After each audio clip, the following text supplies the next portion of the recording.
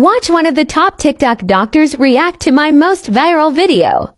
How to burn belly fat.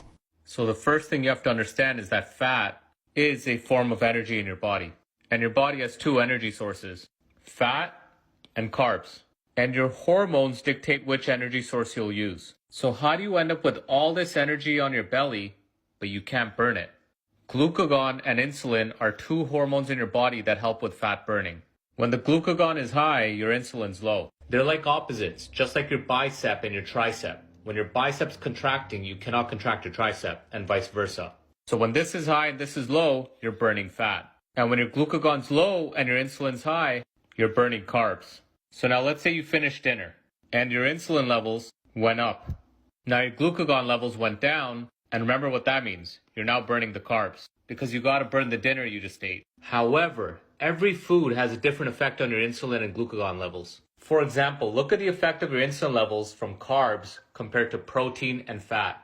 So if you have a high carb dinner, like pasta, or pizza, or roti, or a bunch of rice, your insulin levels would shoot up a lot higher compared to a meal that's rich in protein and fat and lower in carbs or more fibrous carbs. I like to call this rule FFP, fiber, fat, and protein. Well, now your insulin only spiked that high. So let's say you finish your dinner at 7 p.m. At 8 p.m. you start fasting. By 12 o'clock your blood sugar is normalized. By 2 a.m. your insulin levels drop. And by 4 a.m. your glucagon goes up. Now this is if you had a healthy meal. If you had pasta and pizza and high carbs and alcohol, that's not going to happen. Now when you wake up at 7 a.m.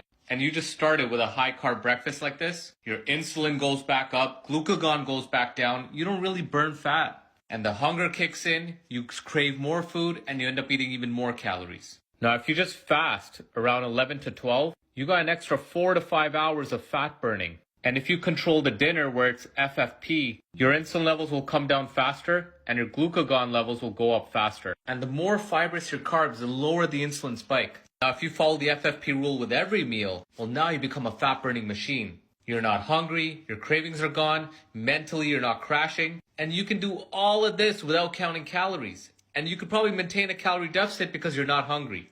So here's some signs to see if your insulin levels are high. And look, here's some more signs. You end up getting hungrier, you crave more sugar, you have no focus, no ambition, you're always tired. Because your body's dependent on burning carbs for fuel. Hence, you're not burning the belly fat. And the food industry doesn't want you burning your own fat because they want to sell you more food. You follow this principle, I promise you'll become a fat burning machine.